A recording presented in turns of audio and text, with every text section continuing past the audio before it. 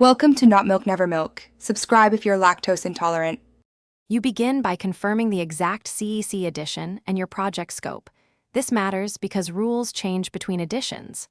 Once done, open the table of contents and locate Part 1 and the relevant sections for wiring, equipment, and grounding. Make sure to tab frequently used clauses. This saves minutes during decision points.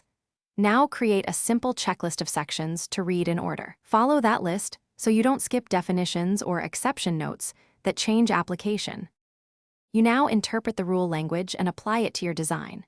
First, read definitions and scope to confirm applicability. Misreading scope leads to wrong conclusions.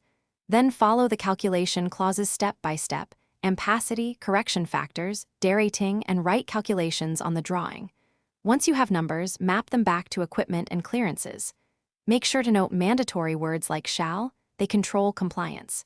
If a clause seems ambiguous, trace related clauses and annex examples to resolve the. You finish by assembling a compliance package, annotated citations, completed calculations, and updated drawings. This proves how each rule was applied. Once done, perform a focused review for common mistakes, incorrect derating, missing bonding, or conduit fill errors, and correct them immediately. If something conflicts or remains unclear, document your assumption with rationale and seek the authority having jurisdiction. This protects you and clarifies interpretation. One troubleshooting tip: when calculations don't match, recheck temperature and grouping factors first. Thanks for watching. If this was helpful, leave a like and consider subscribing. See you next time.